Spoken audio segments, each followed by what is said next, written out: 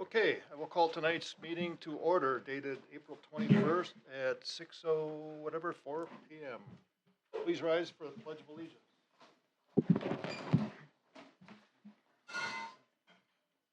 I pledge allegiance to the flag of the United States of America and to the republic for which it stands, one nation, under God, indivisible, with liberty and justice for all.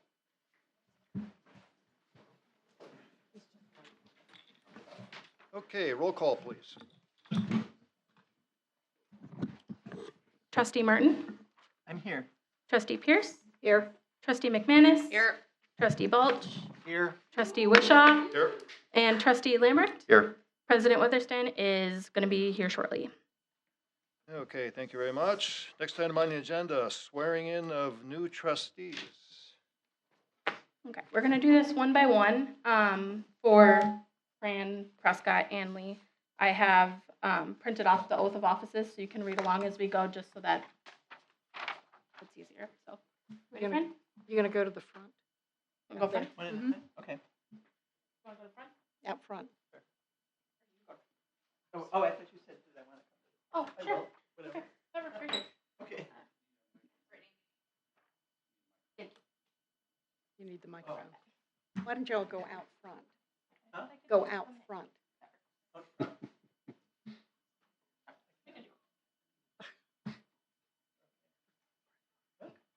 The photograph? I've done it, I've been down this road before. All right. Ready? I state your name. I, Fran Martin, Having been elected to the office of trustee having been elected to the office of trustee in and for the Village of Caledonia, in and for the Village of Caledonia, swear or attest that I will support the Constitution of the United States swear or attest that I will support the Constitution of the United States and the Constitution of the State of Wisconsin, and the Constitution of the State of Wisconsin, and will faithfully and impartially discharge the duties of said office to my best of my ability. and will faithfully and impartially discharge the duties of said office to the best of my ability.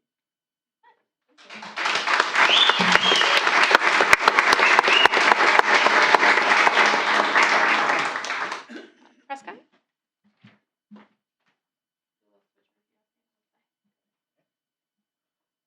Sorry.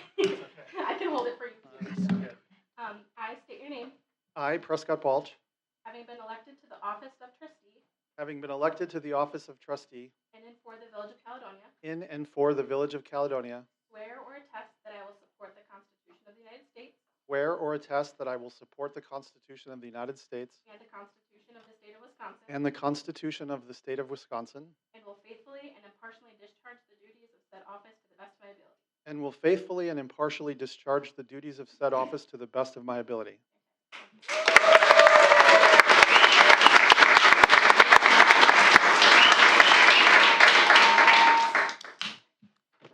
I state your name. I state your name. This is from Animal House. by the way. You go state your name. Let's try this again. I state your name. I, Lee Wishaw, Having been elected to the office of trustee having been elected to the office of trustee in and for the Village of Caledonia, in and for the Village of Caledonia, swear or attest that I will support the Constitution of the United States swear or attest that I support the Constitution of the United States and the Constitution of the State of Wisconsin, and the Constitution of the State of Wisconsin, and will faithfully and impartially discharge the duties of said office to the best of my ability. and will faithfully and impartially discharge the duties of said office to the best of my ability. Thank you.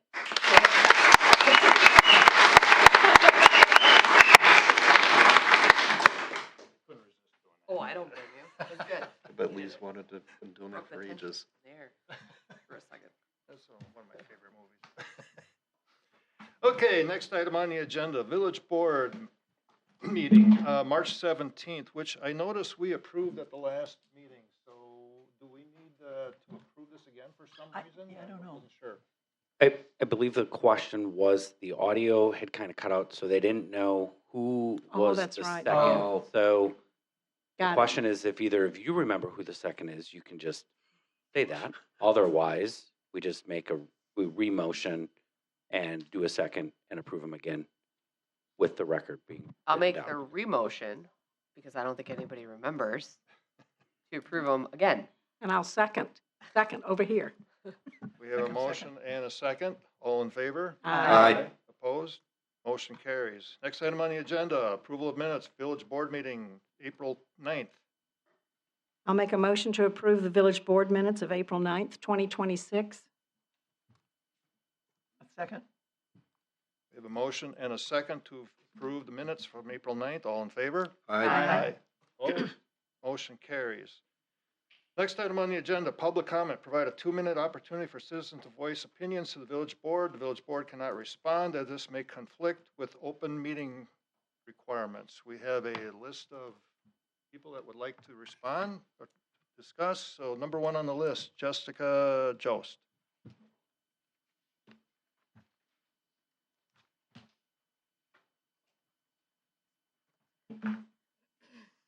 Good evening, everybody. I am here tonight to strongly oppose the proposed outdoor firearms training facility in our community park. This is, at its core, a safety issue. The current plan does not meet the level of caution this community deserves. Placing a firearms training site approximately 150 feet from a playground, near a school, and within a park actively used by families for fishing, walking, and children's activity is simply unacceptable. No amount of reassurance changes the fact that firearms training carries inherent risk, including stray rounds, ricochets, and human error. There are also serious concerns about whether this site is even adequate for the type of training being proposed. The site and configuration of this range appears insufficient for tactical drills, which raises the risk level rather than reducing it. Beyond immediate safety, there are long-term environmental risks that cannot be ignored. The use of lead ammunition in combination with 30-year-old stagnant berms raises real concerns about soil contamination and potential impact on groundwater and private wells. Who is responsible if pollution spread beyond the site? That's our drinking water. These are not minor issues, they are long-term liabilities for this community. It must be clearly stated that the surrounding community is not in favor of this project. Many residents were not properly informed, and there has been a lack of transparency throughout this whole entire process. That alone should be a reason to pause and reevaluate. Additionally, the impact on the property values cannot be dismissed. Introducing a firearms training facility into a residential park setting will inevitably change how this area is viewed and could negatively affect homeowners who have invested their whole lives here. Some of my neighbors have been here for 40+ years and are worried that their property values are going to change because of this. This park exists for safety, shared community use, not for firearms training. If this is truly safe and appropriate, then it should be able to withstand full public scrutiny. So put it back on the agenda and let this community be heard. Thank you.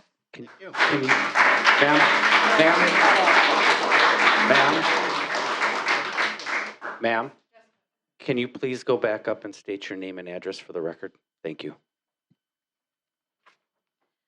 Jessica Jost, my address is 8813 Maple Drive, and it bumps up to the park. Thank you.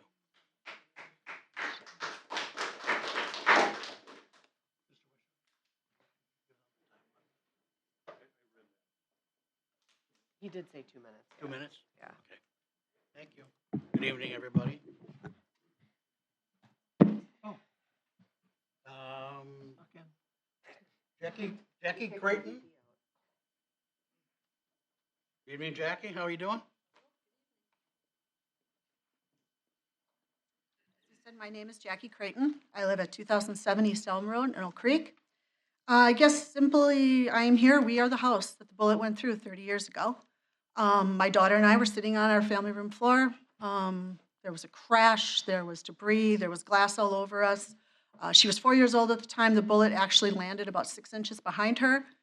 My husband was out working on a piece of machinery. We have a farm, so we are out around our property pretty much 24/7. He came to find us, me covered in blood. I had to go to the emergency room. We called the Oak Creek Police. They came, they told us that they took the bullet, came back and told us it was from a 9mm Glock. which is something that the police were shooting at that time. There's been a lot of back and forth. This is something I never thought I'd have to visit 30 years later. So excuse me, I have to kind of collect my thoughts. There are other houses in our neighborhood that also were hit. One actually had one in their home, a couple in the garden area. It was an ongoing situation between the police chiefs, I was told, between Oak Creek and Caledonia. And my concern is nothing has changed. They simply came to an agreement, they closed the facility, nothing has changed. Like I said, we have a farm, we're outside. I have grandkids that spend the whole summer with us working with their fair animals. They are outside. I have nothing against police. Actually, I had a family member who was an MPD officer who was killed in line of duty.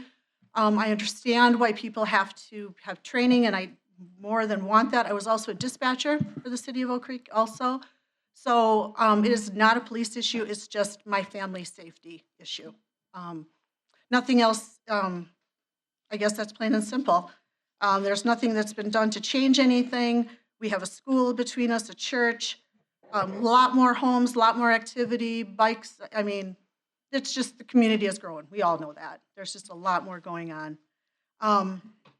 Like I said, there's really nothing that has changed for us.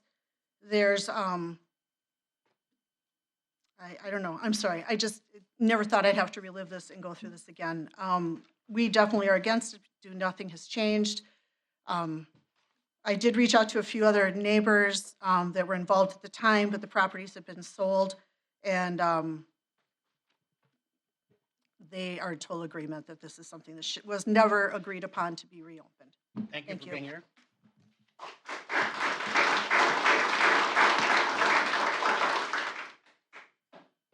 James Creighton.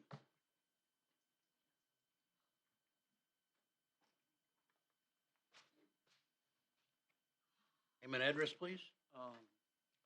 My name's James Creighton, 2007 East Elm Oak Creek. Also, I'm the husband of Jackie. The bullet went through our house. And like she said, our biggest concern is nothing at the range hasn't been changed. It wasn't safe 30 years ago. I don't know who has the idea that you can just open this range and nothing be done. We were told at the time that so much would have to be done that it would have cost millions back then. That's 30 years ago.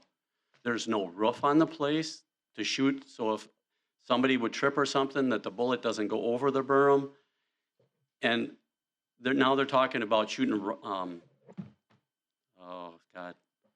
rifles, I'm not sure, 223s, which will go 10,000 feet, 10,000 yards. So we're talking, now you're talking almost double the distance from me, and there's been 100 homes from me to there that have been built. So there's so much liability, and it's just not safe. Like I say, it wasn't safe then, it's not safe now. Like my wife said, we have our grandchildren, we have people that come by us that show animals. You know, we have animals that are worth $10,000. If one of those gets hit, you know, it's just on and on and on. And like, we are right in line with the range.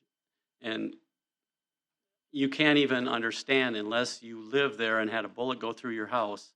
Just put yourself in our place. Be in a house, have a child, and have it go through your window.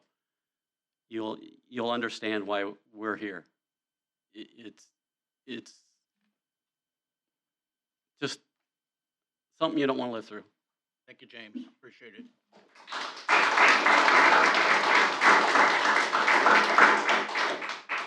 Gail Gudla.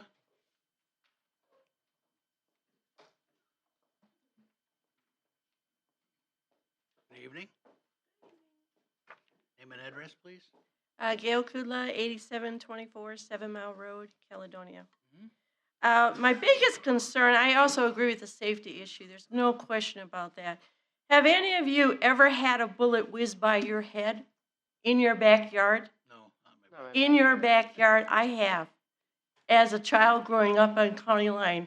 And we had at that time on Rifle Range Road the police were shooting down there and a whole bunch of other people.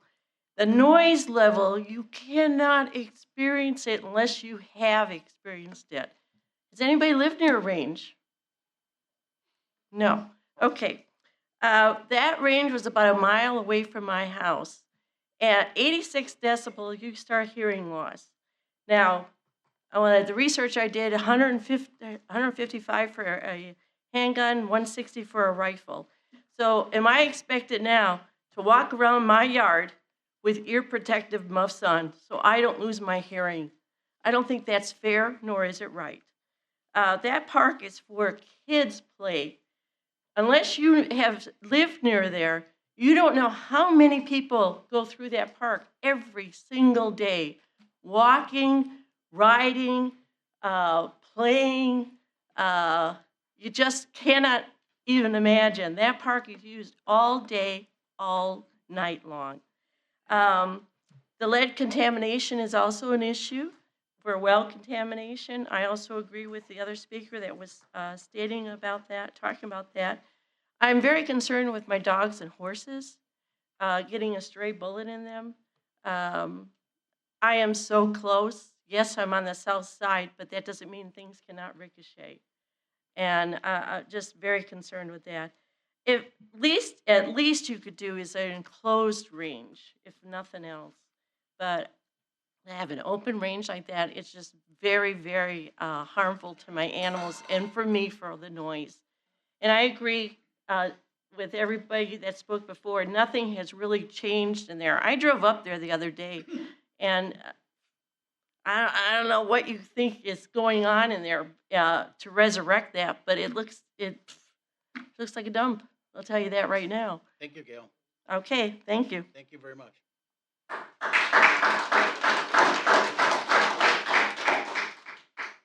Mike, I'm sorry I can't read your last name. 8824 7 Mile? Mike? What's your last name, sir? All right, thank you. Thank you. My name is Michael Ewer. I live at 8824 7 Mile Road. I'll speak on behalf of my wife and myself. I can remember when I was 9 years old, I used to ride my bike down in that one, Gorney Park. It was a gravel pit for the town of Caledonia. At that time, I believe the rifle range was in operation, but also the amount of residents has increased since that time. The park has been improved greatly in the last few years. My wife and I often walk through there.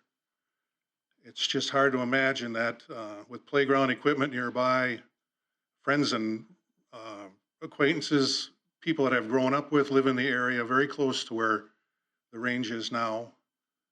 I would just like to see it somewhere else. It's served its time there. People have many concerns. Our school that I attended to, Trinity, principal is here tonight. He expressed his views the other night. Special needs children are there. They have to accommodate them in the best way they can. Noises from the range could affect their well-being. So I guess in closing, I would be opposed to it. It served its purpose.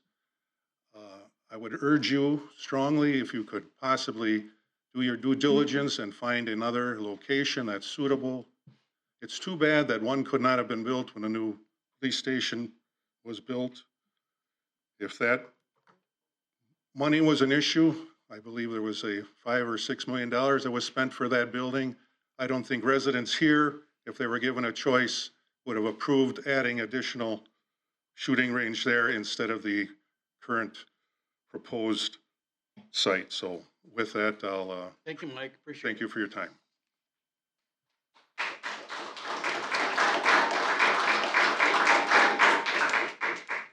Bob Grove? Didn't see you back there, Bob. Hiding? Robert Grove, 8024 Nicholson Road, Caledonia.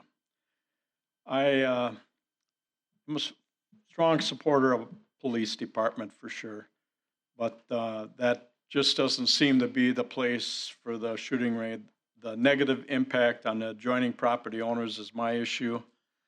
The other issue is when the shooting range was closed, there really was not much in Gorney Park except for the ball diamonds up on Nicholson Road. Now we have pavilions, benches along all the way around the east side.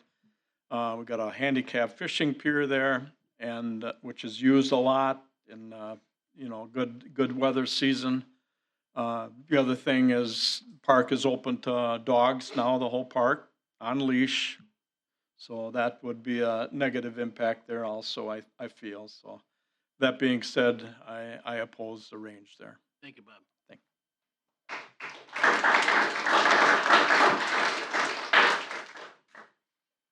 Bria Wemmert? Did I mispronounce your name terribly? It's Wemmert. Wemmert, okay. Thank you. Bria Wemmert, 8545 Nicholson Road.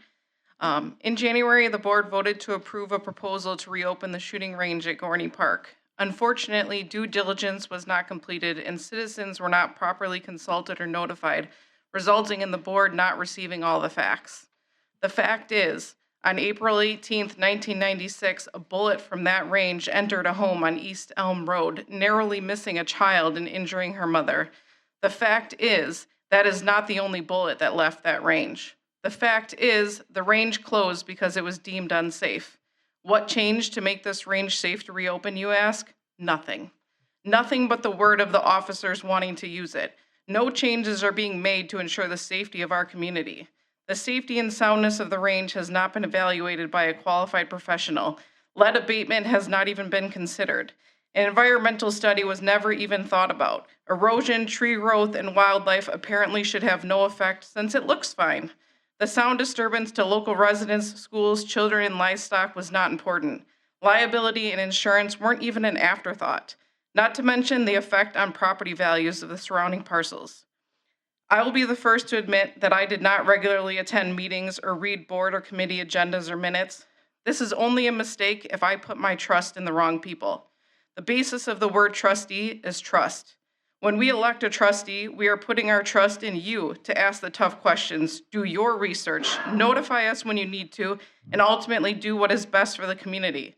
I implore you to restore that trust today by doing what is best for the community and voting no to the opening of the shooting range at Gorney Park. Thank you.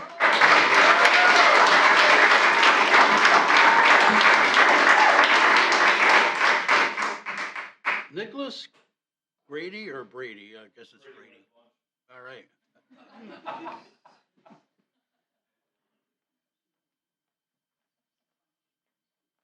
I'm just throwing this off here. I just typed this up. My name is Nicholas Brady. Name and Name and address. address. Start What's with your that? name and address. Nicholas Record. Brady. I reside at 8730 Maple Drive. Thank you, sir. I will be the neighbor, next door neighbor to this range. Got to ask a question. Where else in Wisconsin is there a playground right next to a shooting range? I've been to quite a few. I've been to them out of state. I resided before in Illinois. Never been to one where there was a playground right next door, before or after. The one thing that concerns me is the idea that the berms are going to catch every bullet. That's great in theory, but what if? There's plenty of more space above it, beyond the berms, and accidents happen with guns, let's face it. Another concern is I don't even know what kind of remediation has been talked about for the whole backside. You got the 3 berms of the U shape, but nothing to the direct south. The park is behind there. The one pavilion for the lower half of the bowl is there. And we heard about tires. Okay, well, that will ricochet little 223 bullets. I don't care how fast they're getting shot. It happens. You can watch any video on YouTube. I've watched countless videos, regardless of the backing, sand pits, gravel pits, soil. These things ricochet. They come straight back. They come at an angle. Bullets do crazy things. We don't have to look at all the past history of bullets and wars to know they don't always go where they're intended, especially on the nightly news. So with that, I don't have much else besides just knowing our safety and our future and our children and everyone at that playground and at that park are in your guys' hands. Thank you, Nicholas. Thank you.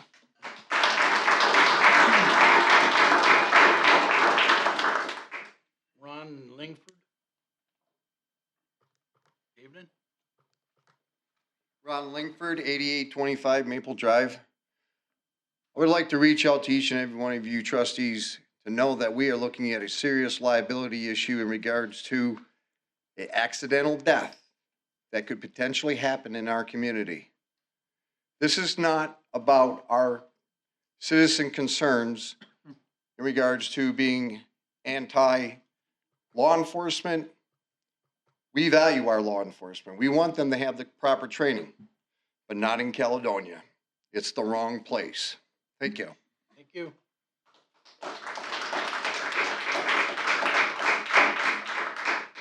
Paula Pintar?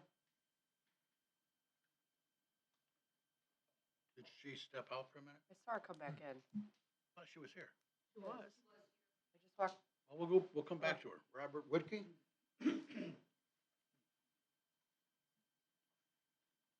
Evening, Bob. No, I will not be talking about the gun range. I live at 50 Robert Whitke. I live at 5606 Richwood Lane. I'm here to make a request. My office has been contacted several times by Cynthia Dombrowski, who lives across from the development on Highway K, which includes the Saputo Cheese Company. I have met with the administrator, Mr. Willis. I had informed her that the issue she has with noise is a village issue and not a state issue. In speaking with Mr. Willis, you've done quite a bit to try to get across to her that there isn't a problem. My issue is that she continues to contact our office, and so I'd like to make a simple request, and that is Mr. Willis advised that he has done everything with village employees he could, unless there was some kind of action by the board. So I would ask that a village trustee be assigned to this and contact her. Maybe that will get her to understand what's happening. And I know Mr. Willis told me that he advised them to come here and make this request. My guess is that they could be elderly and that might be difficult. So she asked me to reach out. I'm reaching out, and I ask that you assign someone to talk with her, reason with her, and find out if there's anything else that could be done to make sure she understands what the village's position is. Thank you, Bob. Thank you. Would Paula come back in? Nope, not yet. Shannon Brady? Good evening.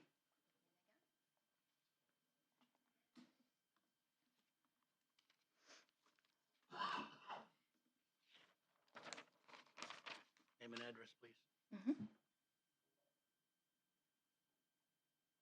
Okay. My name is Shannon Brady. I'm at 8730 Maple Drive in Caledonia. I am here to do a follow-up to my last one. First of all, Fran, thank you for cycling us back. I did give a formal verbal that we wanted this back on the agenda, so thank you for bringing it back to the agenda. Appreciate that. My concerns right now are following on last Thursday. We went to an information center or information session. I don't believe that there's a lot of details that were considered prior to this range being voted on, and that's why all of us are here today.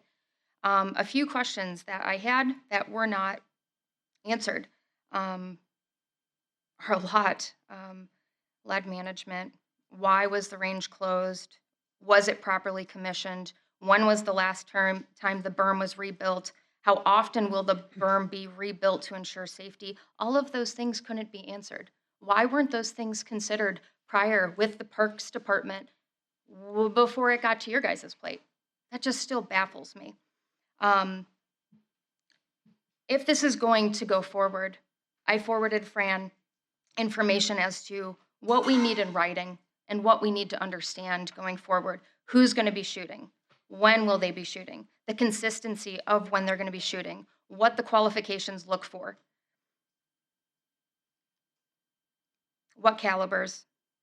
Will third shift, night shift be considered with overtime? Because that was a part of the original plan, so on and so forth. A couple of people touched on it. I only have 2 minutes. A quote from the Journal-Times, June 7th, 1996. Quote, all 3 jurisdictions, Caledonia, Oak Creek, Racine County, now have an agreement in place that will move things around so that we aren't shooting towards Oak Creek. And so not just Oak Creek residents will be safe, but our residents will be safe too, said Racine County Sheriff William McReynolds. Excuse me. Also, engineering studies needed to be put in place after that all was said and done. And we all know journalism back in that day, you had to have your facts. It had to be facts. It wasn't social media like today. So this is legit. Going back to it, Gorney Park, keep it green. In June of 2025, the engineer gentleman, he put together a great outline of what was going to be proposed after the dog park. It was going to be a frothing course. What happened with that? Did it fall through? Because the last that I read, you guys were going to get some sponsorships for each hole. I think we don't even need it. Upgrade the 3 play places. Keep it rural. People live here because we like rural. We don't need to be Oak Creek, and we don't need to be Racine. We need to be Caledonia with horses, with dogs, with pets. Also, in regards to our last meeting with the chief, there was a misunderstanding of when community members should be talked to prior to when a situation is coming to your plate. There is no establishment there. We need to do better for our constituents. We need to do better for our community members. We need to be better, like they said, about trust. And if we all have open communication, I know if I want to shoot in my backyard, I got to go knock on a neighbor's door. Should be the same, right? It's my backyard. I look out and I see where these individuals will be shooting. That bullet that was in their home could be my home next with my son. And that doesn't make me happy at all. So thank you for your time. Thank you for bringing it back. Thank you for listening to all of us. But I will say, there is so much more research with the DNR, with the EPA, that all needs to happen. And it should have been on the Parks Rec community agenda the 2 times in November and in February before it came here, instead of it just being a proposal by paperwork from somebody who did not do his research also of why it was closed. It's sad. Thank you. Thank you.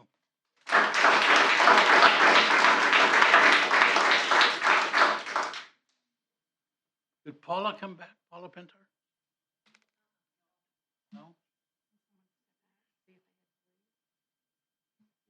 Does anybody else have any other comments, like other public comments? Saying none, we'll move on. Thank you, everybody. Thank you for your input. Item 7A, Resolution 2026-45, approving a building site and operations plan to construct a multifamily residential development consisting of 130 units and a clubhouse. Oh, I'm sorry. Is that better? All right, sorry. So Resolution 2026-45, approving a building site and operations plan to construct a multifamily residential development consisting of 130 units and a clubhouse located on the southeast corner of 4 Mile Road and North Green Bay Road, Village of Caledonia, Racine County. And Nick Jung is the applicant. F Street Caledonia is the owner. This went through the Planning Commission on a 7-0 vote. Can I have a motion, please? Make a motion to approve resolution 2026-045. And can I have a second, please? Second. A motion is second. Is there any discussion on this resolution? Tom? You said that, Fran. Was that Fran? I did, yeah. Fran, you have the floor. Thank you. To approve this before we talk about the traffic impact analysis seems premature because I have a problem with the traffic impact analysis. I'm reading, whereas the left-hand turning movement from North Green Bay Road westbound onto 4 Mile does not meet the level of service requirements established by Resolution 2011-06 prior to the development as well as after the proposed development is created.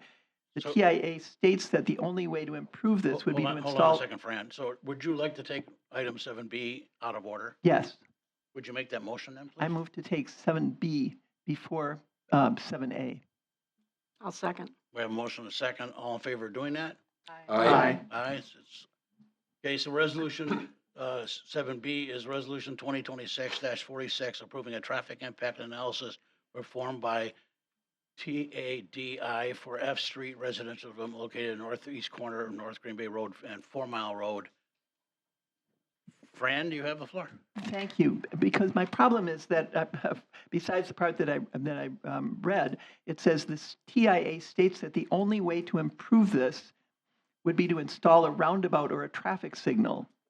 And then it says the traffic signal was determined to be not warranted and the roundabout to be extremely costly and impactful to the neighboring business and residential properties. And I agree with that about the roundabout because that would mean doing away with the Mosquito Inn. So I agree unfortunately, we couldn't put a roundabout in there, but to not put a traffic signal in there, I don't see how we can approve this when it already doesn't meet the standards. And then the traffic impact study says the only way to improve it is to put in a traffic signal, and then we conclude we're not going to put in a traffic signal. That seems like nonsense to me. So I'm not going to vote for any of this because it seems wrong to me. Because of that issue with the traffic. I personally know it's very difficult to turn if you're headed north and trying to turn left. It's almost impossible now. So, and I know we've discussed this, but I just can't support this without, at the very least, a traffic signal. Can someone explain why the traffic signal is not an option? I read it in the materials, but it almost, my interpretation, amateur that I am with traffic, was that it was too much, that there wasn't enough traffic to support a traffic signal. Is that an accurate reading of the report? Mr. Prescott, you have to ask for permission. Oh, I'm sorry. That's quite all right. Thank you for your input. Brian, would you answer that, please? Yeah, so there's Wow. Your magnetic personality, right? go with that. There are a series of warrants that were performed. I believe there's 9 in total that are listed at the back of the traffic impact analysis that are utilized to look at different sets of volume, traffic incidents or accidents to determine the level of one of them being volume over a 4-hour period, over an 8-hour period, pedestrian traffic volume, intersections near a railroad crossing, amongst a variety of other ones that have to be, or a multitude of them have to be met in order to then push that to the next level of saying that, yeah, this is warranted to place a traffic signal here, that being, like you said, the volume or otherwise. So the volume was one of the conditions that did not meet for this specific intersection. So does that mean that the traffic signal would be overkill based on the volume? I guess the most layman terms, I would say yes, that there's not enough supported data at this intersection to justify a signal based on volume. But so if the lesser option of a roundabout isn't available because of space, what's the harm of an overkill solution? Doing too much there? Would a traffic signal have a negative impact? You could look at it as a negative impact where you're stopping a flow of the free flow of. We would be stopping the free flow of traffic that currently goes east and west, which I think the chief has talked about multiple times too, is this is our one main east-west corridor outside of 6 Mile on this side of town that gets traffic to the west side of town. So to now introduce a traffic signal, you're having to accommodate for every time someone comes up, the limited amount of vehicles that currently do, just to turn left, you're gonna have to stop now that large volume of traffic that's roughly what did it say? 600% increase in volume would be needed to come off of that side street to justify the level of signal. You want to have it, a signal's usually there when there's an equalized amount of traffic so that they can each get their opportunity to make those turning movements. In this case, that isn't there. And that's been presented in that data. And the delay that's represented here talks about currently peak hour, so worst case scenario delay was 63 seconds for that individual movement. That could become as worse as 79 seconds. You can think about any traffic signal you might wait at an intersection here in the Village of Caledonia, and you might be waiting longer than that just to get your turn and turn left anyway.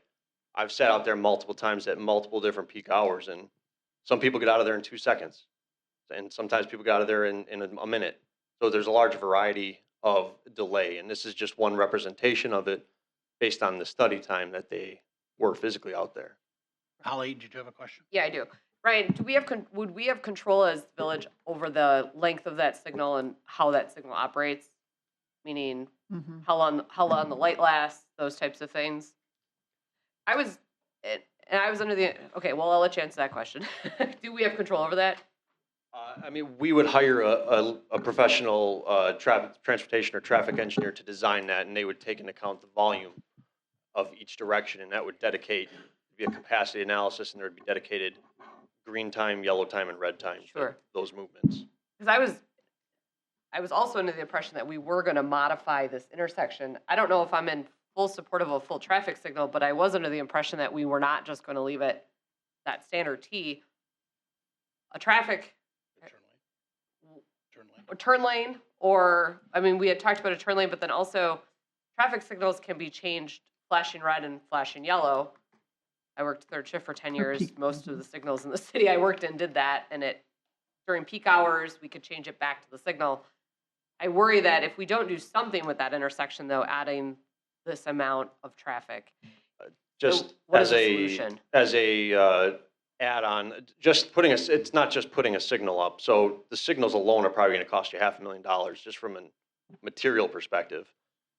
You can't just put the signal up there and have the intersection function appropriately without there being some geometric improvements as well. Sure, So lanes. yeah, that also could very well impact the Mosquito Inn and the ability for people to the current layout where people just can free flow in and out of there. I don't think that would exist with a future traffic signal. There would be a full-fledged intersection analysis done with turning bays and things like that. Current proposal, as I believe was listed in some of this information in our previous plan commission, is that traffic calming measures and additional turn bays have been requested, and the developer has included those in his preliminary drawings and at his most recent plan commission to include not only a turning lane from 4 Mile onto Green Bay Road, where we actually, and I think I mentioned this to a couple of trustees who maybe have recalled some of this in their time, but people heading westbound on 4 Mile Road, a lot of them try to go southbound on Green Bay Road. And what happens is there's not a full-fledged bypass lane there, so they swing around on whatever's paved and they head westbound into almost the parking lot of the Mosquito Inn. So having now created as part of this proposal, they're creating a dedicated left turn lane for that westbound 4 Mile traffic. And then there's also going to be a dedicated left turn lane into this proposed development further east. So, and there would be medians installed on this current proposal to provide additional traffic calming based on the current corridor from Green Bay Road east towards where the existing median is under the tracks. Thank you. Nancy, did you have a question? Yeah, I did a couple of things. This traffic study was ordered and paid for by the developer, right? So the village is not taking the steps to do its own or order it and have it paid for by the developer, correct? The resolution requires the developer to do this as part of their proposed development, and that this was funded by the developer and required by them. So when we talk about overall traffic usage, I reread not all 200 pages, but a fair amount of it today, this is talking about the assessment on the usage of it as it stands right now, which is understandable. But we have already approved over 200 new additional residential units in the nearby areas, both in Thomas Tree Farm, and when you add this, and if you add the potential for Kmart, we're up way over that number. So this traffic study doesn't include future expected or known additional traffic impact on it. That's a challenge I have with it. I looked at the warrants, took me a while to figure that out, a little bit, so I saw that. This intersection is currently rated CD, which is not particularly good, and even with the changes they're making, it's not going to improve it to an AB. So even when this TID 6 was being proposed, this intersection was known to be a challenge, and we're not, it doesn't appear we're taking that many steps to make significant change. I also went back and looked at the drawing when you're going west on 4 Mile and you're going to turn left on North Green Bay Road. But if you back up to the proposed development, there's also a turn into that development off of 4 Mile Road. So you're going to have people trying to turn turn left into there. At the same time, you've got people up at the intersection either coming straight or making those left-hand turns. So it's just, there's like 2 left-hand turn opportunities. Granted, the first one may only be the development because you're not going to turn left and go up on North Green Bay Road to make a left turn into the development. So it's just another piece. I hear what Holly's saying about the light, and I like the comment of what you're saying because with the technology we have today, we could adjust lights for either flashing and or time of peak travel. The Mosquito Inn currently, it's not unusual because this is the main road I take all the time. They've got cars parked all along the side of the road. So where are those cars going to go, even if we adjust and change that particular intersection? The 600% increase needed in volume to go to a traffic light, again, I go back to, well, we're talking about, and the push is on to develop more housing units in this specific area. So all of that traffic impact is going to hit us. Just to maybe clarify 1 or 2 things in that that stretch of things. I'm not 100% certain what you meant on that left turn lane. Yet there is a required access point, or there's an access point on 4 Mile Road for the development. Correct. And as part of the TIA, the initial base recommendation prior to any village input regarding the traffic calming was to include a bypass lane. But so there was already, the base recommendation was to include a bypass lane where that access was going to be.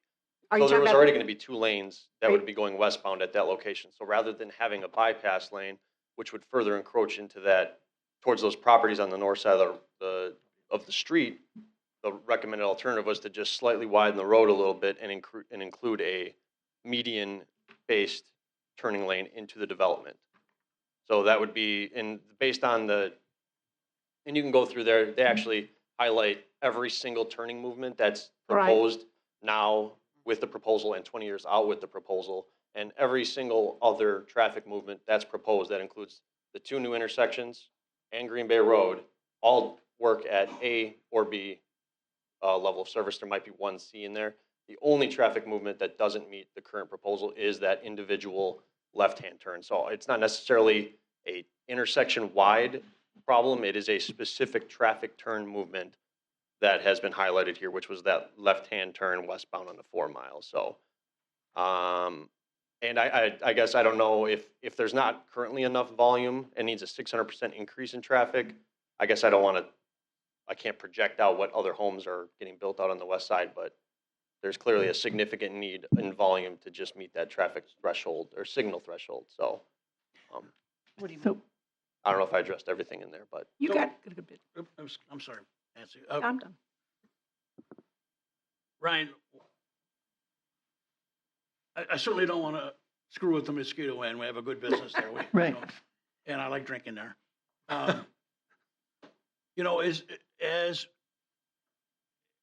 As a village, I think we could, with the turn lanes, I think we're going a long way. But I think we're smart enough to keep an eye on that intersection and see if more improvements are needed in the future. Especially with other developments coming along, Nancy's right, there are other developments coming along, that the traffic may increase. Now, we're putting 5 Mile Road through, we might see an increase, but maybe a smaller one. We don't really know.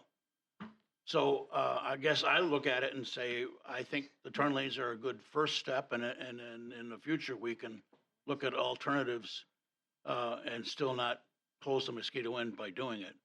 Would you concur with that, or? That's actually one of the primary recommendations on this report is that, in their conclusion, is that if the village decides to install a traffic signal in the future, you know, they should monitor the area and in the future could potentially add a signal if potential commercial development or large level, you know, trip generating improvements are made in the area.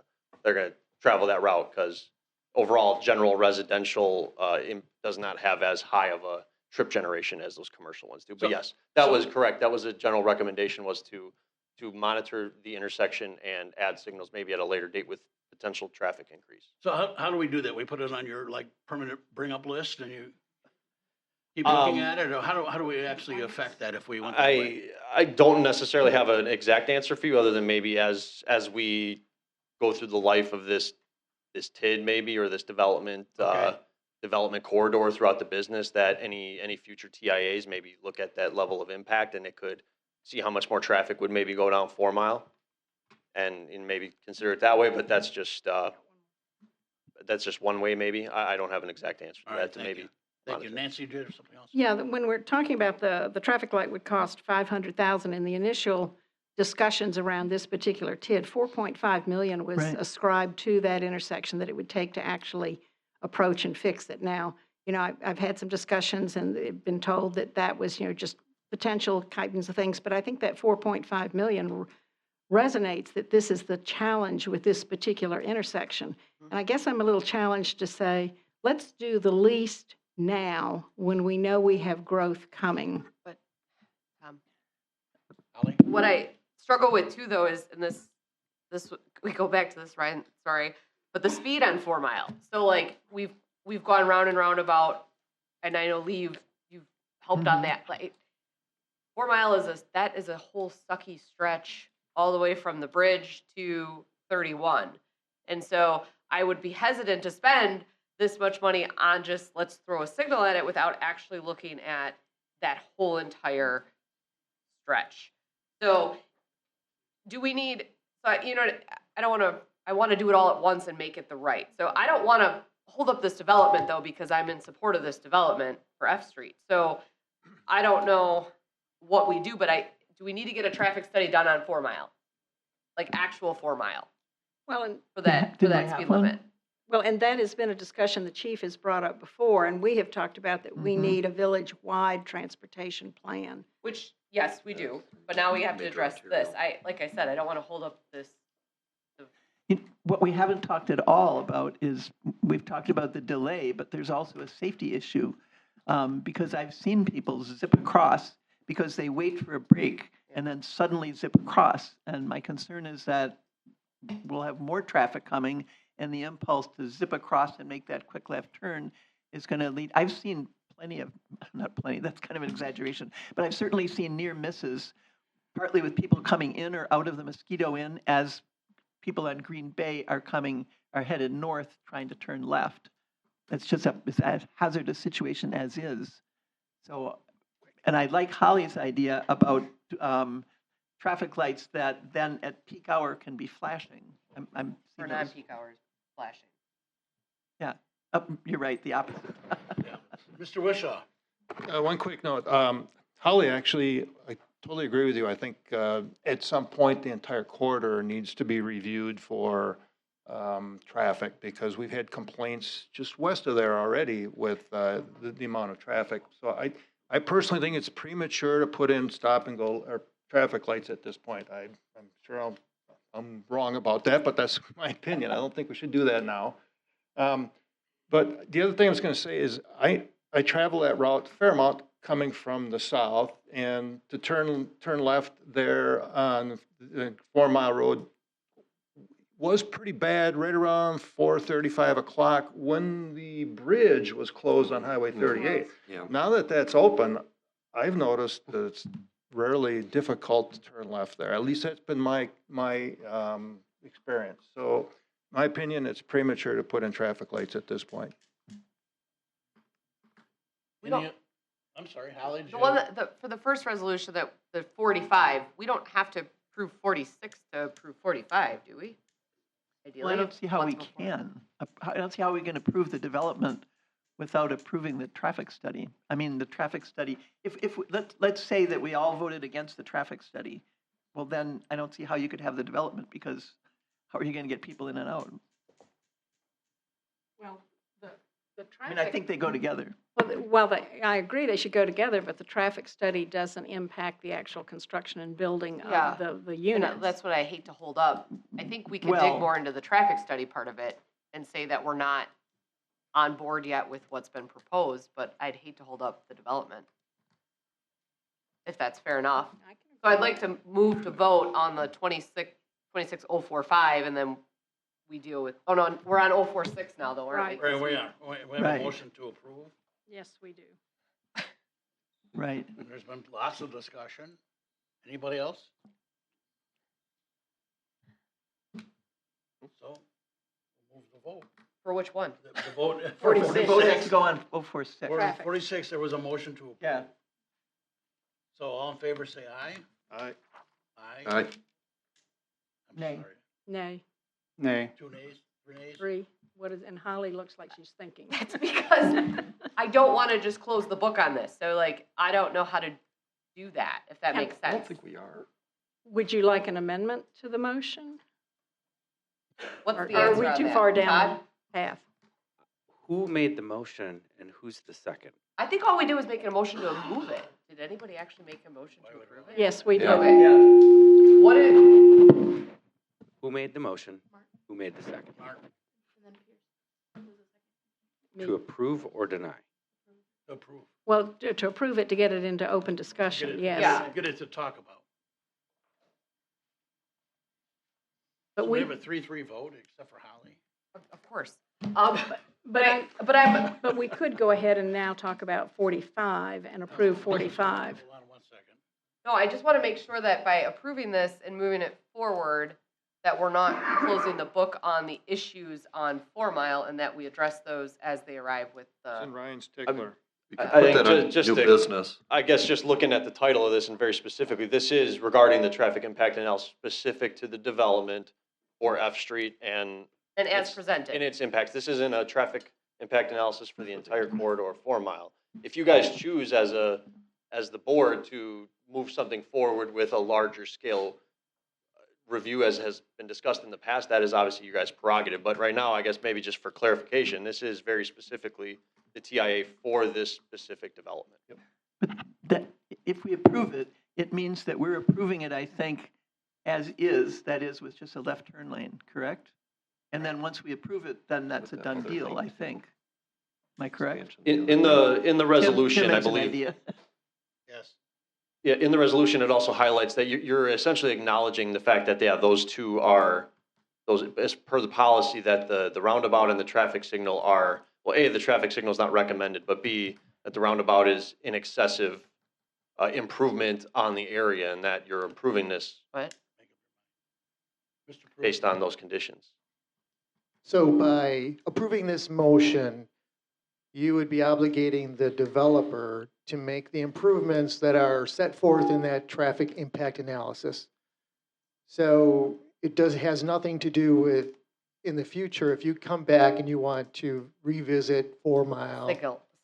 You can add to it. It's just that this is your opportunity with respect to this particular developer, and the development agreement's going to obligate them to pay for all the improvements that are set forth in that traffic impact analysis. And what I'm hearing from the village engineer is that we're making this development support all possible improvements based on the traffic study that was but done. not a traffic But it has nothing to do with future. But would it affect, if, let's say in the future, let's say in the future that it's determined that we do need a traffic light, then who pays for it? Good question, Fran. So in the past, we've had development agreements where we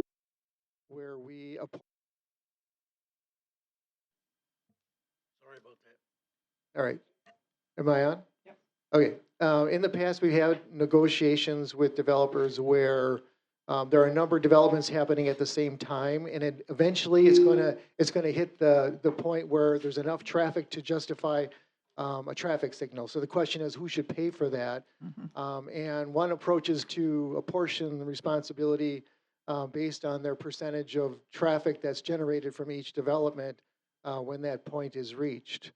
But in this situation, I'm not a party to the negotiations with the developer right now, but my understanding is that this agreement that would be coming to you in the future, the development agreement, would require them to implement just what's in that traffic impact study, so that if a future traffic signal came in, you would not be able to go back to this developer and require them to pay towards the traffic signal. Unless you had a different theory. Yeah, We're in the middle of a vote. We got a lot of discussion going on. yeah, right. So right now you've got a 3-3 and there's one undecided. So I think you can continue on with that vote. But to answer your question, it does not preclude you from revisiting this topic in the future. Does it preclude us, though, from requiring ahead of time that if a traffic light is put there, that the developer pay for it? That's really my question.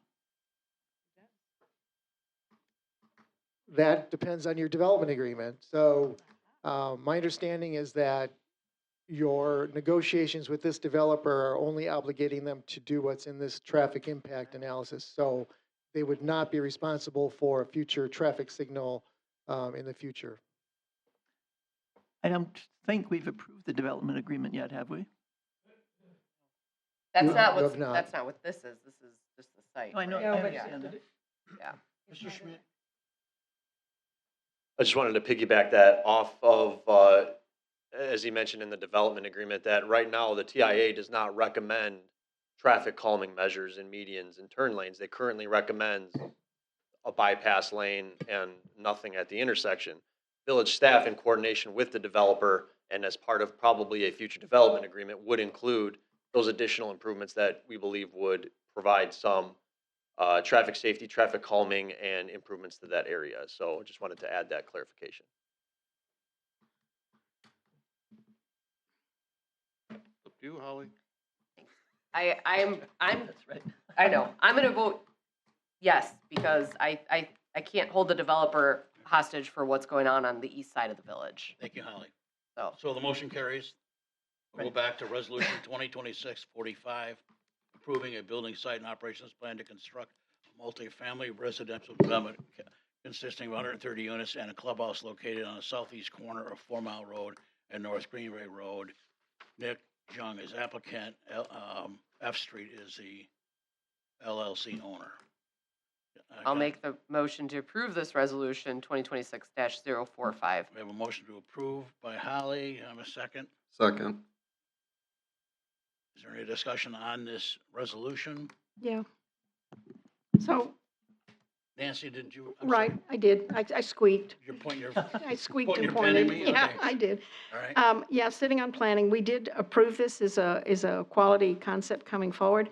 However, I'm going to note that you're asking us to approve this without the development agreement being completed and/or reviewed by us, so we don't know the terms and conditions that are actually going to come forward in that will be affected, especially since we're doing this in a TID kind of thing. So that's my only comment. And I guess I would add that I have exactly the same concern. Mr. Wagner, you want to comment on that? As the building site operation plan, was it consistent with the rules and regulations that are in Title 16 of Municipal Code? The development agreement is how things will get paid for.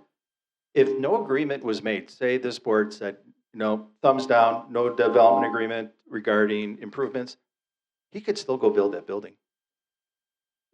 He is in compliance. This building site operation plan does meet the regulations that are in our ordinance. So to say that the development agreement has to be approved before the site plan, that's not true. He could go right ahead and proceed to get approvals for a building permit to do this. The development agreement is the financing using the TID. So they are not necessarily tied together. If the board at a later date, when the staff brings the development agreement to the board, the board could deny that, but he could still proceed with that because he is in compliance. I mean, he has, permitted use by right. He received the conditional use for the buildings to be greater than 8 units. He's compliant with the other setbacks, building parking lots, building design guidelines. So I just want to inform the board that the development agreement doesn't necessarily tie to the site plan approval. The site plan approval is the actual physical development that could be constructed on that page. Thank you. May I? Yes, please. Excellent. Thank you. Are they not interdependent, though? If the development agreement changes between now and when it's submitted for approval, wouldn't that potentially have impact on the site plan? Not necessarily, no. Well, not necessarily, but it's possible that, for example, we could say no to the development agreement terms and finally get to a new set of terms. That could result in the developer coming back and saying, we want to change the site plan now because the terms of the deal are different. Sure, if the site plan were to change significantly, the applicant would have to come back through the review process. Start over again. Understood, but I think that's the point that's being made, that if the two are interdependent, why not talk about them and approve them as a package, rather than sending people back and forth through the approval process? I can answer that question, and that was based on the advice of legal counsel because of anything related to the BSO and the TADI traffic impact analysis. If there were any changes that needed to be implemented into the development agreement, those needed to be adjusted after the approval and after any motion or movement by the village board or leading up into that agreement. So as we discussed today with the applicant, that was partly why legal counsel had asked us to separate the two to make sure that what we put into that development agreement, outside of any financial request, it matches exactly what the motion and what the board's direction was related to the site plan and the BSO, and then also the traffic impact analysis. I have a question, a clarification really. Pete, you've said that they could go ahead, and let me say that I do think it's a quality development. I'm not against you guys, but I am trying to get this done right. So from what you've said, Pete, you've said they could go ahead and do it anyway, right? Well, but then the question would be the financing of it, am I right? Then they would pay for it themselves and it would be outside the TID? Well, it'd still be within the TID boundary. But as for the Right. financial, the development agreement, I think Todd explained it better than I did, in the fact that the building and site operation plan and the TADI study are going to shape what the development agreement is going to be, all right? You know, Trustee Balch said, well, they're intertwined. Well, at this point, when we go to the development agreement, the developer and the village all knows what the board agreed on for the development. So then it's much easier to make that development agreement fit the particular development. And to say it doesn't work out and they have to make significant changes due to the inability of an agreement to be made, well, then they're gonna have to go back to the plan commission and go through the review process over again, if that's necessary. So by doing what council has recommended, is to have the building site operation and the traffic impact study be looked at first, a decision made, so that way, when the development agreement comes, you're shaping that development agreement based on what was approved. So in this case, the traffic impact study talks about the traffic calming measures that's supposed to be in there. If that's not what the case is, well, then the development agreement will be changed accordingly to reflect what the site plan is. And as was discussed also earlier, was if, in the future, say Kmart gets redeveloped into Douglas Town Square, and there's big, we may have a traffic impact study to talk about what that volume is and how it's going to impact that at a future time. And then we could have the discussion of whether we need to do stoplights, roundabout, or other modifications to control traffic in a safe manner.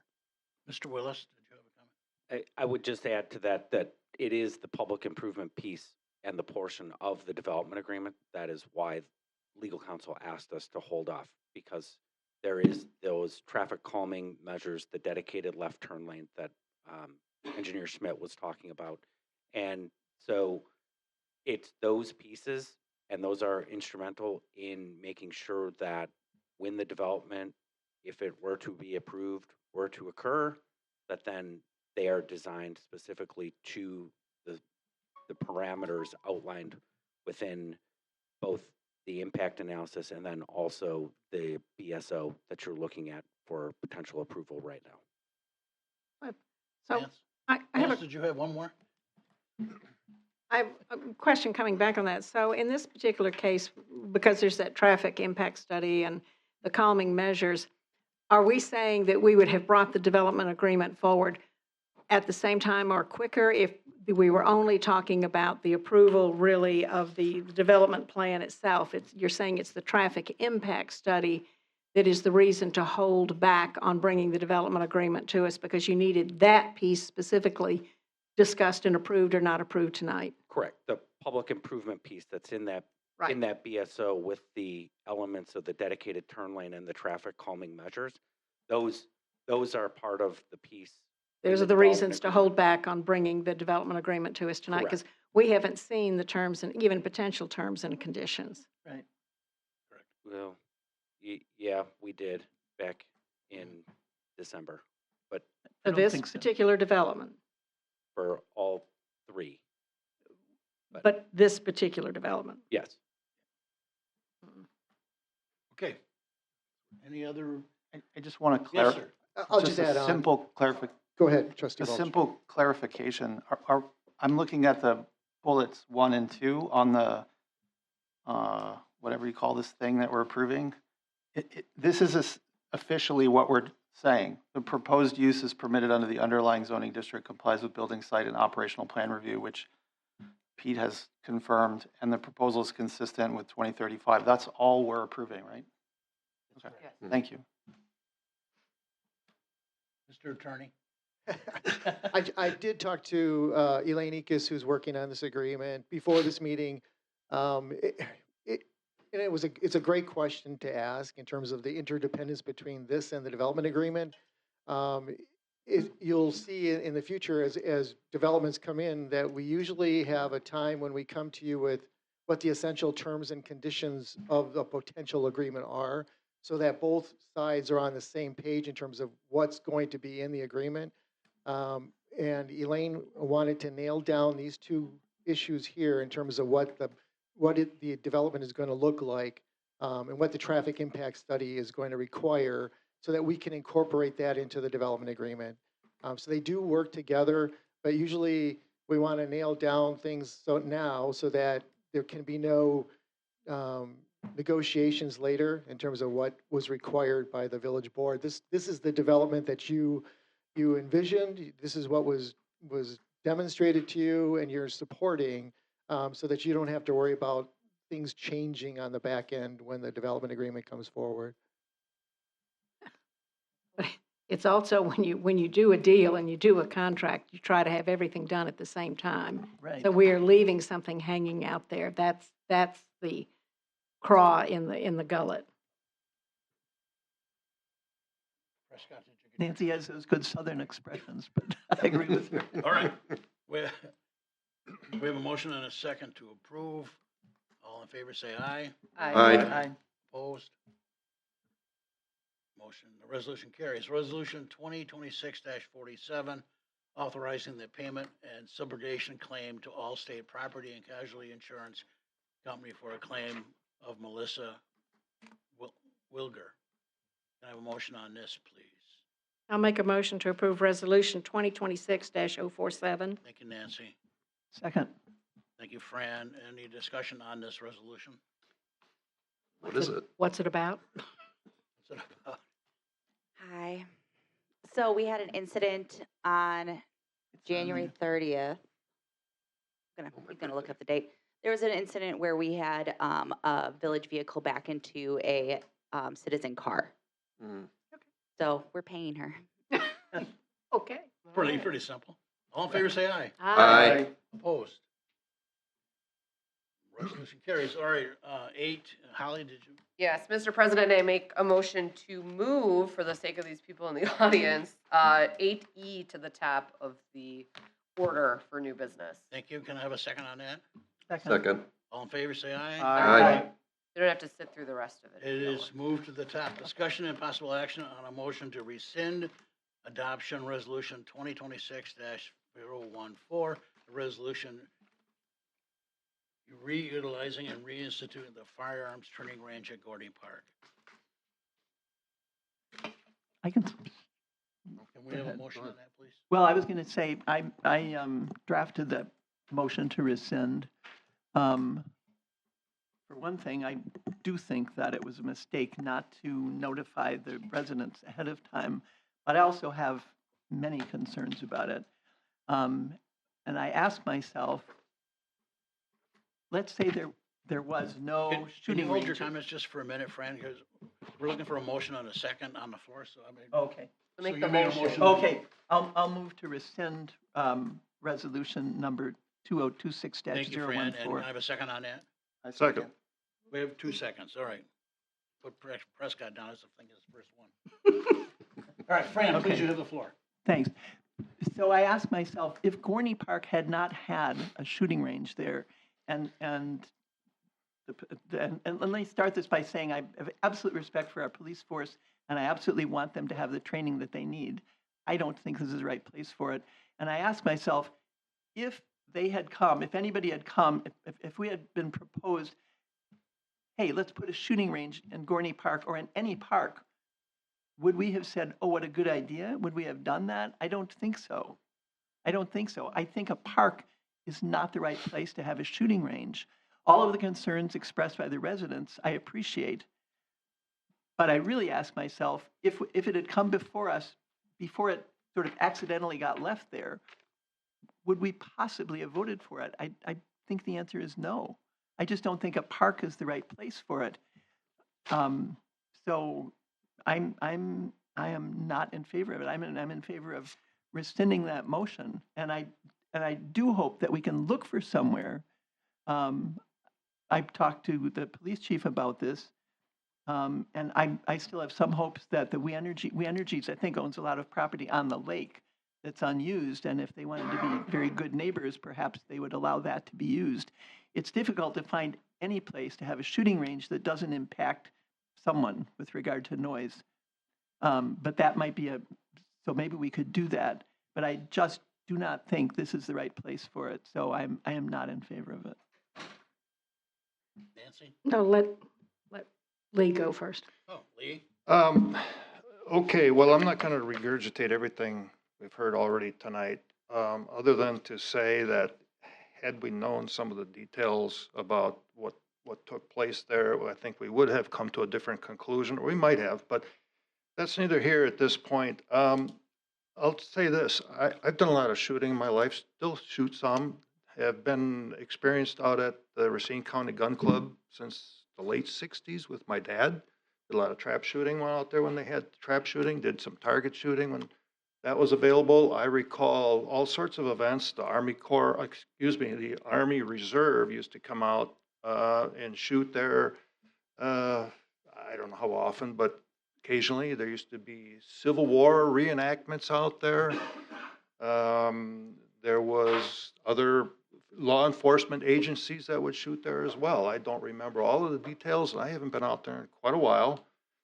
But when we heard the other night that the range does not allow what I'll call situational training, I was a little surprised by that because it always used to when I went out there years ago.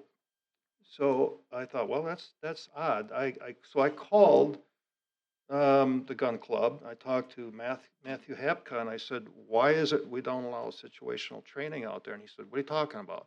I said, well, from what I understand, that's not allowed. And I gave the example of that we were given the other night that cannot shoot to and from a car. And he said, we allow that all the time. We have other law enforcement agencies that come out and do that very thing. So you allow situational training out there? He said, yes, absolutely. So there's a misunderstanding somewhere, and I'm not sure where, but there are 9 ranges out there, and I checked, I pulled the calendar, the schedule from the Gun Club. We currently use a couple of them, but I pulled a schedule for the rest of the year, and one of the other things we were told is that there was limited access. Well, actually, with 9 ranges out there, there's a lot of open dates here too. So, And I respect your opinion, Chief, and I support the police. I am pro-gun, I am pro-police, but we have a fine facility available to us at $50 a day for a range. It's already set up for shooting. It's been set up that way since the late 50s, maybe. There's a fine berm out there. It's a wonderful place to shoot.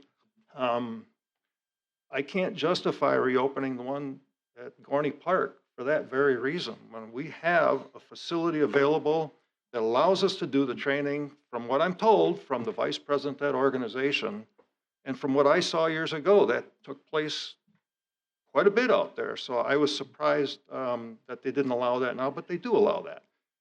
So I am opposed to the reopening of our current range, and I will make a motion, or well, we did second it already, but that's my opinion. Like I said, I looked up, talked to quite a, to the member out there, and that range meets our requirements, in my opinion, from what I understand of it. Thank you. Thank you. Nance? Yeah. First of all, I want to say to everybody who's here or still here who came the other night, thank you for coming out and giving us the chance. 5 of the 7 trustees were there, so we heard a lot. I think as some of us said on our individual behalf, we apologize that this was not handled in a better communications format. And you're right, going forward, that's something this village can do better just across the board, regardless of the specifics of this particular situation. So I did do some looking at what was being asked. So they're asking for 60 days total out of 365 days. And I think it's clear when you look at how what happened occurred, it happened by misuse of the range, not the design of the range. So I think that's important to keep in. I'm still considering making an amendment to the motion to consider, could we, understanding we'd only use it for 60 days out of 365, could we allow it to be used for 1 year? Because there's nothing that needs to be done to it. And then come back and take another look. And I just throw that out as a toss point for the people up here to, does that make any sense or not? Oh, go ahead. Whoever. Prescott? So the one thing that the chief said the other night that stuck with me was that the only problem he can't solve is the noise, except by reducing the amount of time they spend shooting. So of course I went to the math. Just how bad will the noise be? At 150 decibels, and the mathematical equation is that decibels drop 6 as distance doubles. When you knew that? That's cool. I had to look it up. I should have just asked you. But the park structures, you're still at almost 100 decibels. At the school, you're at high 80s. And when you look at the numbers and the structures in the park, I think we'd have to close the park. I mean, you'd probably clear people out who are in the park anyway, because who wants to play with their kids with firearms in the background? But it just seems like we're essentially taking over the park to do shooting. And like everybody else, I want the police to shoot straight. That's a good thing. But it just seems like the noise, if it really is unfixable except by reduction in the number of hours that we do it, it's hard to get over that. And the other less scientific but more emotional argument is I could not live with myself if I voted to do this and the worst thing happened. Just could not live with myself. It's too risky. Mr. Pruitt, point of order. I'm assuming that our new trustee can vote on this, even though he was not in the original vote. Is that correct? That is correct. Even if somebody were not present at the original public meeting when this was adopted, they could participate as well. Thank you, sir. All right, any other comments? So we have a motion No, to? well, I do. Oh. The one who shoots all the time on this board. I have heartburn over a couple of things. The first one being that this was on the parks agenda twice. And we did ask some of the questions that we're being accused of not asking. and we did take into consideration some of the things that you are mentioning. I have asked about the berm height. I have asked about the backstop being quality. What are we going to do to fix up that area? And I've addressed all this with the chief, with our engineer.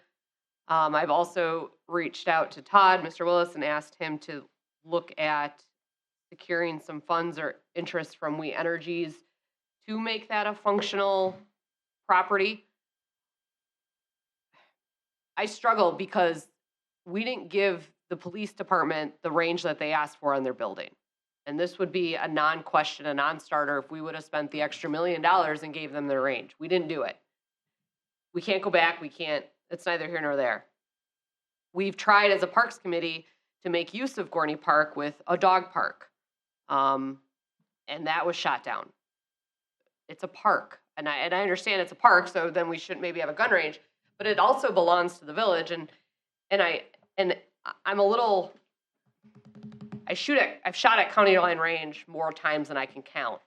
And it's not that easy to shoot there. I can say that. It's not that easy to get a date. It's not that easy to tactically train there for the training that we need as police officers. I've been doing this job for 2 decades. I am trying to find a common ground because so often it comes to us and we're blamed for not notifying people. We're blamed for not thinking of these things when we have, and it's in the minutes or it's in the meetings. And we talk about Gorney Park a lot in the Parks Committee meetings, and nobody comes to our meetings. And so we do the best we can, and I'm speaking probably on behalf of of also the citizen members. There's 4 citizen members, 5 citizen members from your community on our Parks Commission or committee. So we didn't do this because we didn't want to keep your family safety in mind. We didn't do this because we wanted to do this under your nose or because we weren't being transparent. This has been on 3 different agendas. The chief's letter has been on 3 different agendas. The topic to come and openly discuss it has been on 3 different agendas.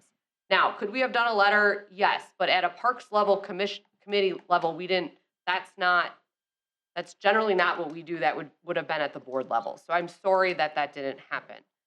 But as I do at every time when the boardroom fills with people that stuff is happening in their neighborhood, I remind our citizens, and I know it's not easy because you have families.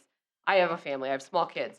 But to be involved more in what's happening here, because we do want to hear from you. Because if you guys had come to any 3 of those meetings, we would have heard from you originally, and this never would have even gotten this far. And so I'm not saying that it's anybody's, what I'm trying to say, I'm taking blame off of anybody. We're all trying to do the best that we can up here, which is why it's been brought back. You came forward and Trustee Martin brought it back. So I'm trying to find, and I think that's what Trustee Pierce is trying to do, is we're trying to find a middle ground. Our police officers need this training. Police officers have to be accountable at all times for every round in their gun and for everything they do on the street, but yet we're stripping them of their ability to train and to do these things appropriately. And that's where I find a hard balance because I live that life every day, both in my personal life and in my professional life, and as a responsibility to the citizens of this community. And so I don't know what the correct answer is, and I would actually prefer to make a motion to, because Todd did reach out to We Energies and see how they could help us in this situation. Because maybe they would give us space on the lake, or maybe they would open up, or maybe they'll build an entire facility at Gorney Park that won't allow any possibility for stray bullets. What I worry about, and then there's other options. Do we give the chief the opportunity for silencers? Then that defeats the sound. Silencers are legal for the police department. There's an option of your 223 right there. Your sound is cut down to nothing. We did ask about that. I think what the chief said was that you could use them for rifles, but they're not practical on handguns, and most of it is handguns. But what I'm doing is I'm coming to the middle grounds here, right? Like I'm trying to figure out, here's all your concerns. I wrote all of your concerns down and I heard you. So I don't want to pass a resolution on this at this time. I would like to over a little bit to discuss further, to look at the contamination, to look at what the options are, to see if We Energies will step up and give us and still allow our police department, who I don't work for the Caledonia Police Department, that wouldn't be allowed, but to allow our police department an opportunity to present why this is really important. And I know they did that last Thursday, but we also have asked them for a lot. You asked us, ma'am, Shannon, from Maple Drive, you came up and you asked us all these questions. Give us the opportunity to answer them. Right? Like, you all stood up here, you know, Ron, what is the liability? You know, why was the range closed? I'm asking for time to do this. Sure. Okay, I'm sorry. Well- There's no public comment at this point. I'm sorry. But I'm sorry. No. I just meant I'm just reading through my notes of people that said stuff, the things that I wrote down. You're asking us to provide these answers between finding out about the meeting and this motion. I've asked Mr. Willis to do things. I've talked with the chief extensively about these things. So let us lay it over and get some of these answers. Because then maybe you'll have 7 votes against it, is what I'm saying. So Holly, the question, and I Nancy, get. would you like the floor? Yes, I would. Thank you. I think I would direct this to Mr. Pruitt. So if we have a motion on the floor to rescind, and having heard what Holly has just said, if we vote approval of the motion to rescind, that doesn't completely kill the potential of answering or doing more in-depth discussion and bringing the entire project back for a vote at a later time. I agree with that. Okay. So does that answer what you're trying Can to I- do, Holly? Can I amend the motion and schedule this to come back? I So don't that it think you just have doesn't- to. No, what you got before you, so the resolution was adopted earlier in the year. It's a motion to rescind that resolution. So you need to act on that. And then if you choose to come forward to take a different approach, take into account all these comments and come back with something else, there's nothing to keep you from doing that. So we can't even amend it to what Nancy suggested and putting it off. If we just, and I didn't make a full motion, so it would Sure. I did not make a full Okay, amendment to the motion, so it would be a straight, all we're dealing with right now is the rescind. That is correct. That's correct. So I got a crystal ball, and I'm assuming we're gonna vote this approval. But I'm gonna ask all of you and all of us to help us find a nice place for our policemen to have a firing range. It's also Mount Pleasant. That's the only ones who are gonna use it. So if you got property, you wanna talk about it, or you know another place for us to do it, let's hear from you. Let's not hear negative comments, let's hear a positive comment, okay? Thank you very much. Thank you for all your input. So we'll call the vote. All in favor of rescinding, say aye. Aye. Opposed? Motion is rescinded. All Thank you, right. everybody. Okay, we'll move back to 8A, approval of AP checks. Mr. Wishaw, if you would, please. Mr. President, I move to approve AP checks totaling $881,828.50. Second. A motion and a second. All in favor, say aye. Aye. Opposed? Mr. Wishaw, you have bank credits? Mr. President, I move to approve bank credit card charges in the amount of $47,307.40. Have a second, please. Second. Motion and a second. Any, all in favor, say aye. Aye. Thank you, Mr. Wishaw. Appointment of board members as liaison members of boards, commissions, and committees.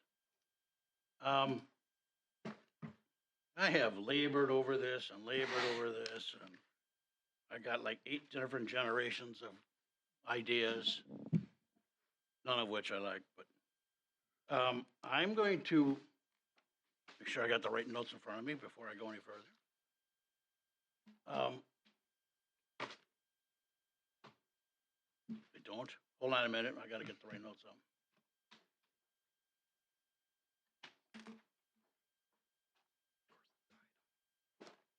This is board members, liaisons to boards. Okay, so what I do with that piece of paper? I'm sorry. Give me a second, please. Thank you.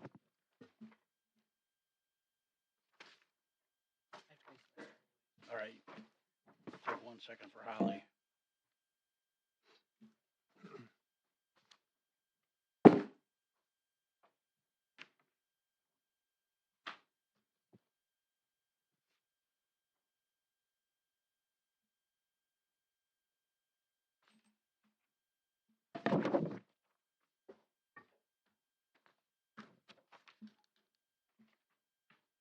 So I wanted to, I'd like to know how you guys like to do this, because I had made a list of board members and citizens per committee, which, can we do that together? Is that all right with you guys?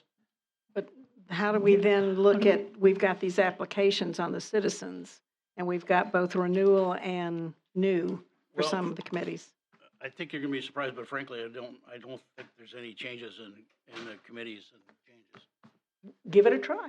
Let's give it a shot. Give it a You wanna shot. go by committee then? Yeah, okay, Would that work for you? sure. Sure. Yeah, it does. But we better wait for Holly to come back. Mr. President, Yes, sir. so what you're gonna do liaison with also the citizen member, and you're gonna go committee by committee? Can we go by committee, yeah. Okay, can you make sure that when you're doing that, you're allowing Brittany and myself to write it down so that we can track for the minutes? No, I'm gonna make a guess at it afterwards. Please don't. Oh, what happened? Did we lose our recording? No. Then won't you hear it on the recording? No. She's got it over here. I have it running.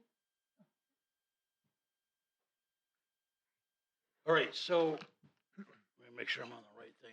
So we're doing 8C and D kind of together, if that's all right with you guys. Yes or no? I'll make a motion to combine new business C and D together. A second. A motion, a second. Everybody say yes. Yes. Yes. Thank you, everybody. Appreciate it. All right, Police and Fire Commission, I'd like to reassign John Becker to that. Becker? Any, should we vote on them Let's do them separately, yeah. Aye. Aye. Okay, good. Planning Commission, I knew this would work. I'd like to reassign Nancy as the trustee, Amy May and Mike Moore as the civilians on the committee. I think you have to do them one at a time. Oh, okay, we just got done saying we're gonna do them together. No, But the individual but people. The individual people. Oh. I'd rather do them just per committee. But Yeah, there may but be, there might be a difference. I'm sure we're not gonna agree with everything, but okay, so we're putting Nancy on as the trustee. Aye. Aye. And actually, I think you get to do that without us even approving Tom, but, I but, was but gonna say that. we're in Go favor ahead. anyway. I can just do these, right? Advisory committees require full board they? approval of anybody selected. Standing committees Even- are appointed by the But village the president. liaison, she's not a member of the No, committee, it she's a needs to liaison. be approved, it's in your ordinance. yeah. Okay, that's fine. Amy We May approve. for the Planning Commission. Aye. Aye. Aye. Michael Moore for the Planning Commission. Aye. Nay. Aye. Nay. Aye. I'm sorry, I lost count there. Was there a couple no's in there? Yes. No. I was a no. So there's 3 no's, I mean, 4 yes, I'm a ayes. no. So Mike is back on there. Thank you, everybody. Okay, zoning boards of appeals, Roseanne Kimmel. Wait, slow and down. Richard, I'm sorry, one at a time. Okay, Roseanne got it. Kimmel. Yes. Yes. Aye. Aye. Yes. And Richard Milkie. Yes. Aye. Yes. Aye. Board review, put Tom DeVorney back on there Yep. Aye. with, Aye. Aye. and with Fran as the chair, or I'm sorry, as the trustee. For Board of Review, okay. Yeah, board review. We're voting on Fran, yes? Yes. Yes. Aye. Thank you. Parks and Recreational Advisory Committee. Putting Holly back on there. Aye. Yes. Aye. Aye. Yes. Mike back on there? Yes. Yes. Aye. Mm-hmm. And the citizens are Kristen DeJong. Yes. Yes. Yes. That was quick. Tom DeVorney. Yes. All right. See, we're not, Look at that. not too hard. Utility District Commission, oh, I struggled with this one. Howard, we'll put Howard back on there. Yes. Yes. And Mr. Wishaw back on there? Yes. I Yeah. Okay, new one, Economic Development Committee. This is in our ordinances, but I don't think we've ever really gotten it going. So I'm, by the ordinance, I would be the presiding officer of it, and I'd like Fran Martin to be on that with me. Can I have a vote on Fran, please? Yes. Yes. Yes. Fran, I'm sorry. Do we you even stuck know with what it. we're doing? Yeah, we'll figure it out. We're gonna figure it out. We're gonna figure it out on the fly, okay? And we also have in our ordinances a historical protection committee. Believe it or Yeah. not. But do we need to keep that committee, or can we There's- hold it What are we, open? what are we protecting? Do Well, we have to there's- fill it, I there's guess? The two historical questions. parts. Historical parts. There's two questions related to this. One is the Economic Development Committee. So in my discussions with President Weatherstein, we felt that it was necessary for him to make a recommendation of a trustee liaison. We can sit down, we can discuss whether we feel like it is. You and I have had this conversation because of the room tax dollars and Economic Development Committees typically overseeing the use of room tax dollars. And then also your committee update with the Convention and Tourism Bureau. We would look at how we would do that. So one thing we would do is we would update our application period, and we need to find 5 residents, 3 of which need to be residents of Caledonia. We talked about possibly business representation or somebody probably from Jellystone, just because they do They generate generate the fee. the room tax. For the historical protection, there's a question of whether that was actually created necessarily even appropriately. So with the village attorney's office, we would look to make sure that we went through the usual motions. And then, did you make a recommendation for that, President Not yet. Weatherston? Not yet, I'm going to, but go ahead. Okay, then you can do that, and then I'll go into the spiel on that one. So it is a 7-member committee, which 6 are citizens according to our resolutions. I'd like Mr. Prescott to be the chair of that. And we will, Right, and so in this one, you would work with myself and the village attorney's office to look and review at how the committee was structured. Currently, it's in the ordinance, so we're going through the motions to make sure that we are creating liaisons for all of our advisory committees, and then we will work through that, and then if we deem it if it's deemed that the advisory committee is still necessary, we would, again, open up the application period. If we don't think it is, we would bring it back to the full village board and we would make a recommendation to the village board for further action. Okay. There's one committee that I noticed that hasn't been on this list at all, but it's still in the ordinance. It's 2-3-15 sub F, the reviewing committee, which it says there should be a committee that goes through all of the applications. We used to do that, and we don't now. But the ordinance says that that committee exists, and we did not utilize this time. Correct, and so I believe that works in function with basically committee appointments. And With what? so it works with the committee, the citizen committee appointments. Right. So the village board would enact a reviewing committee, and then they would go through. And I would say, or I would suggest that this is probably an area where the village code probably needs to be updated, because that timeline is extremely fast. You have all but one meeting to create a reviewing committee and also review all the applications by a specific date, because everybody needs to be in place by May 1st. So, Can we just bypass that? Well, and you can't actually put anybody, or you can't get applications, I believe, if I read the ordinance correct, until after the election. So there's Right, I this agree. like 20-day window to create a committee to review and then also give a recommendation. It requires a special, Got it. but we could always look to change that and maybe open up the application period a little bit earlier and allow for it to function in the way that it, I think, was intended to. But that would, again, be a greater discussion for the village board to take up probably at a future meeting. Right. Sometimes we get applications that are particularly germane, but, they're new and we don't have time to look at them when it comes up the way we're doing it now. Right.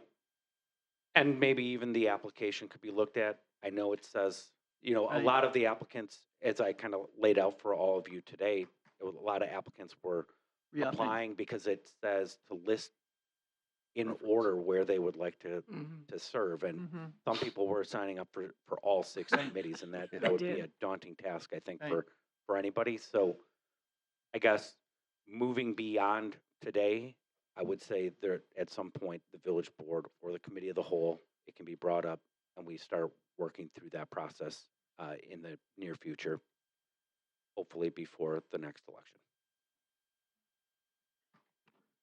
Mr. President?